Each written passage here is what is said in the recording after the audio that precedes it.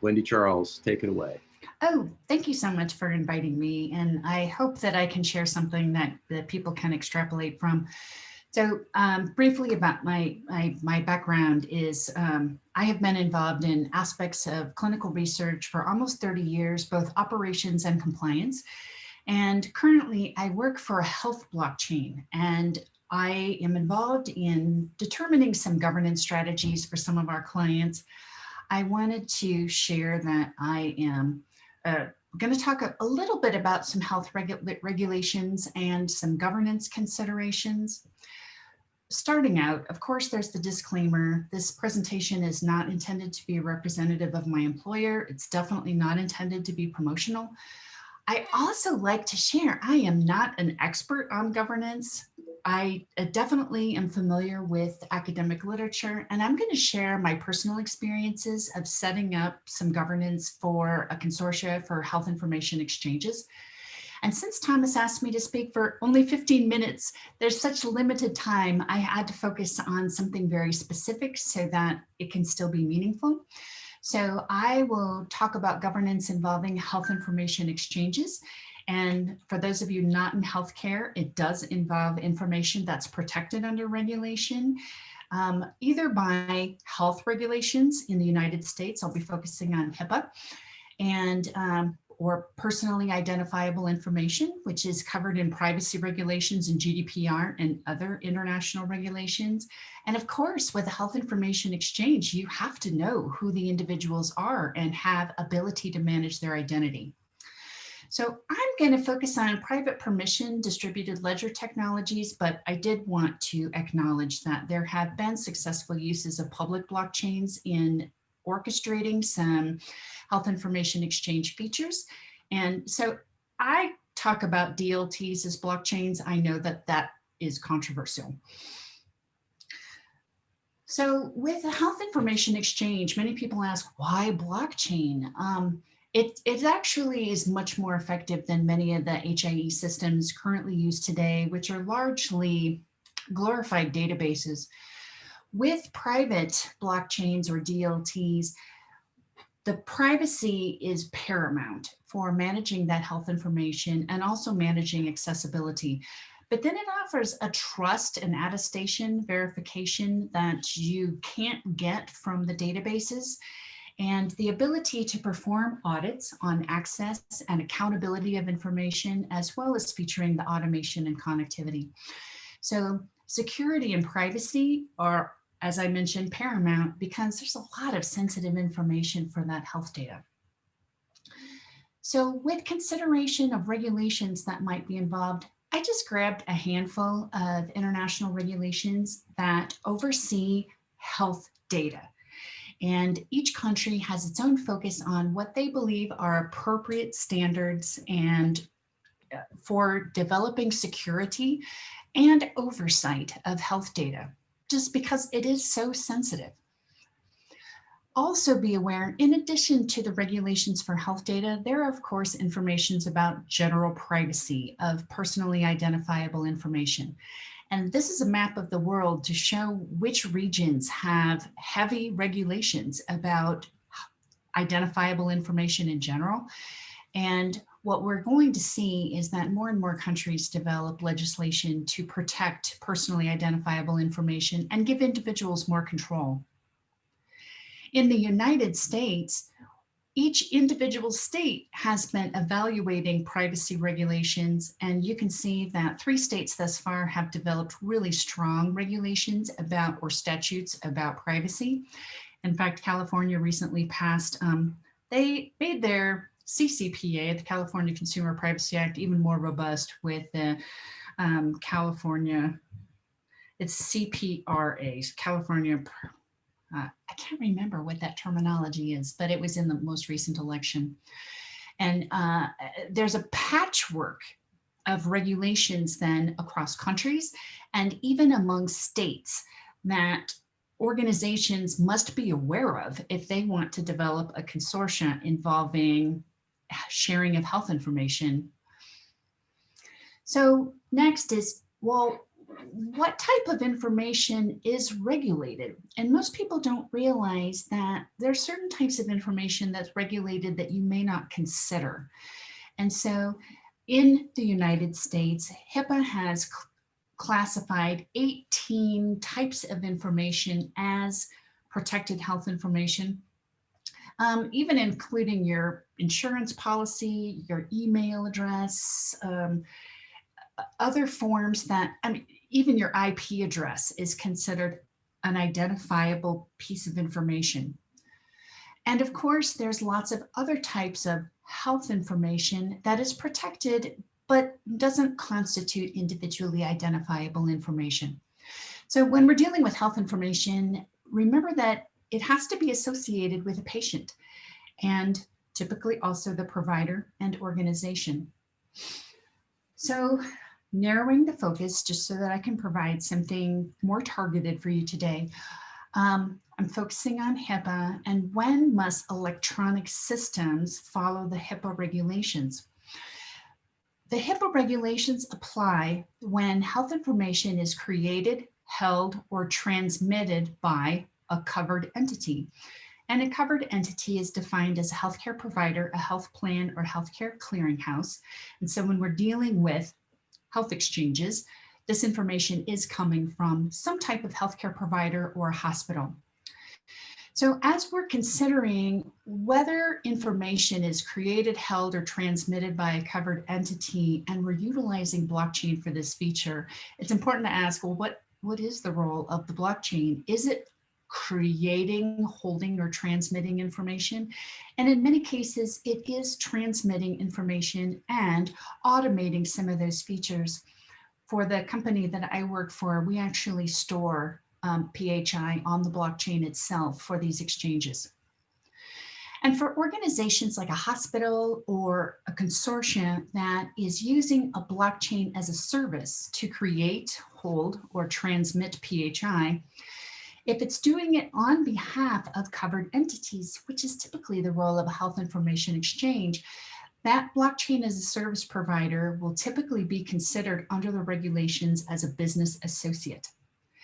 Now, where this gets messy is that HIPAA regulations apply to both covered entities and their business associates. And so the business associates must meet all of the applicable regulations that covered entities do for the role that they serve. And so just as an example, because my employer serves as a blockchain as a service, we sign business associate agreements with every company every covered entity for which we create, hold, or transmit their protected health information. So then what's involved with compliance? So many blockchain companies that I have talked to thought that they would be compliant just by offering encryption, and that's not enough. A covered entity and business associates must meet all applicable aspects of the privacy and security rules. And just be aware that security regulations, just like GDPR regulations, require privacy by design. And there must be administrative safeguards, which typically involve policies, oversight, and a lot of training and monitoring.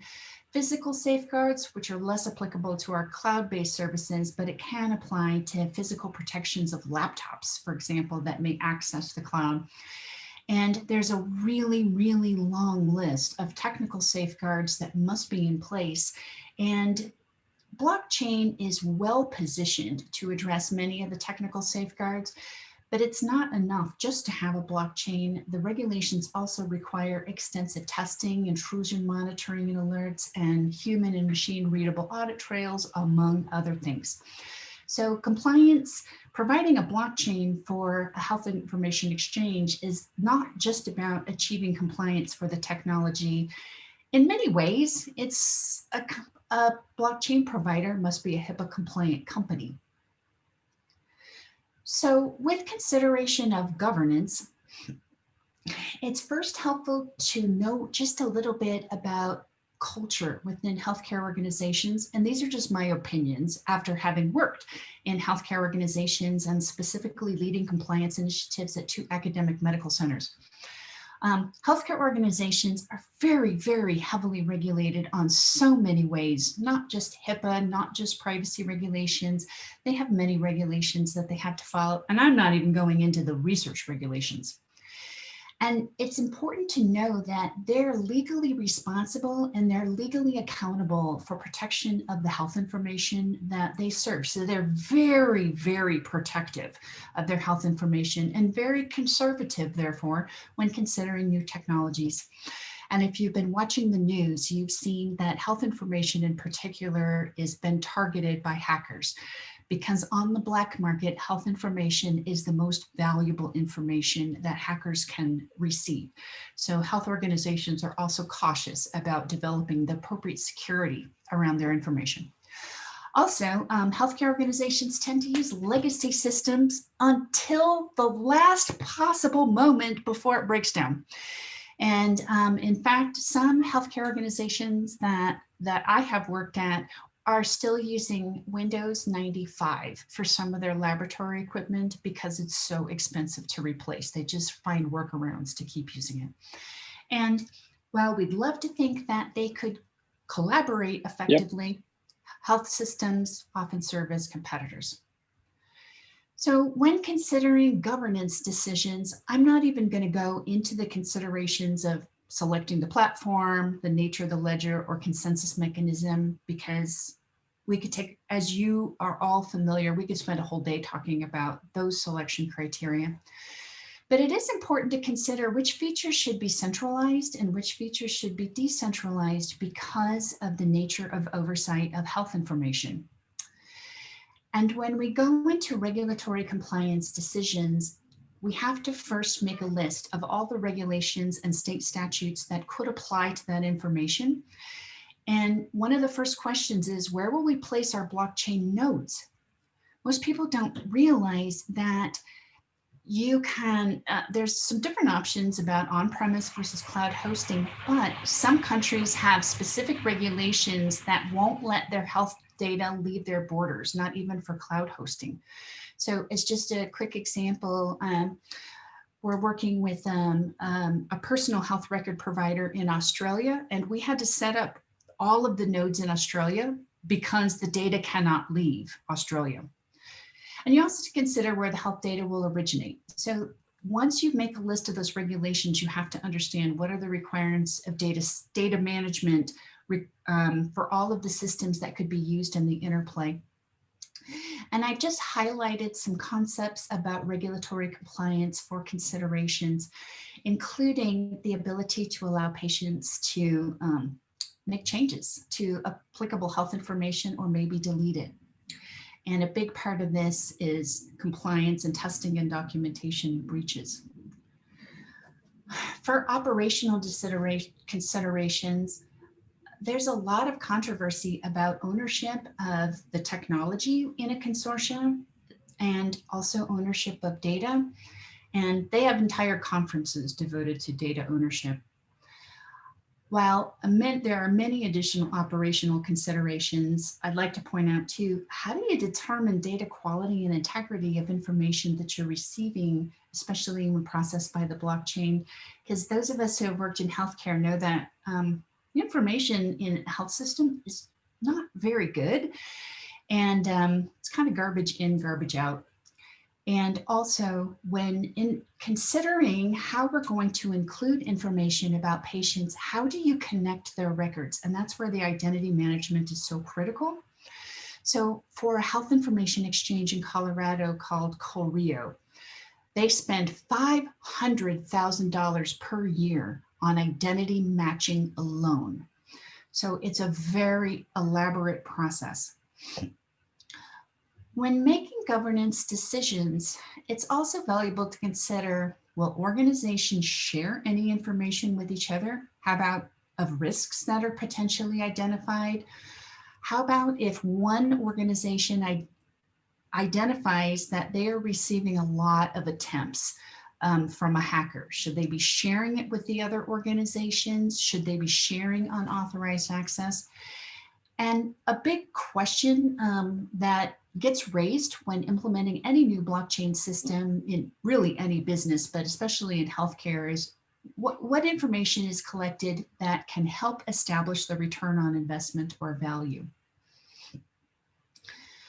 For day-to-day management, governance is really challenging in healthcare because organizations have different sizes and different risks. And so some things for you to consider, and these are different options that we lay out for consortia, is how will you determine how organizations have a vote? And these are just a few different strategies of how this can be considered, but the organizations ultimately need to choose. It is appropriate to consider that large healthcare systems that have more patients will have more usage and then perhaps should share more cost and would have more risk. So do they have a greater vote? All of that needs to be determined, as well as liability.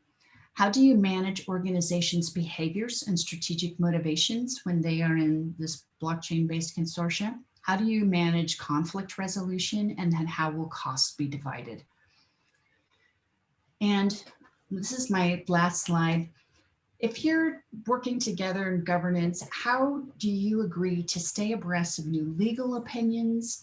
And how do you develop methods to adapt to changes in regulations or statutes that could affect the operations and compliance of your platform? So those are just some highlights of some governance considerations for health information exchanges. And I hope that this can translate enough to give some inspiration to some other questions that arise in other industries. So please reach out to me. Please ask any questions you have now, understanding that I'm not an expert. And feel free to also reach out to me separately if you have any additional questions. Right, outstanding. That was quite the tour de force. Thank you, Wendy. Questions, comments, notes of appreciation? I see some thumbs up. Oh, thanks. And I gotta say, in the back of my mind, I know this stuff is complicated, but then being sort of smacked in the face with exactly how complicated it is really helpful. Oh, to good. Understand the problem space that we're all working in. And I didn't even go into the research regulations, and there are more research regulations than there are healthcare regulations. Wow. And for life sciences research, we must meet those data integrity regulations and human research protections regulations, in addition to the regulations that apply to data management of that health information. So it's a complicated matrix, and organizations just have to be very mindful of what those requirements are and how to come together and create realistic solutions of how both the technology and the operations will achieve compliance. Right. Wow. I'm so glad we recorded this. I'm going to want to watch it at least 1 or 2 more times. Anybody have any thoughts, comments, or appreciations for them? Either written in chat would be better, but verbal is fine too.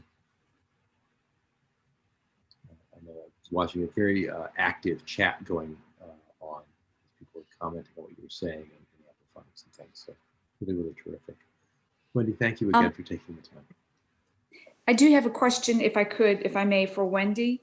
Yes. Hey, Hi, Wendy. Hey, how are you? Good.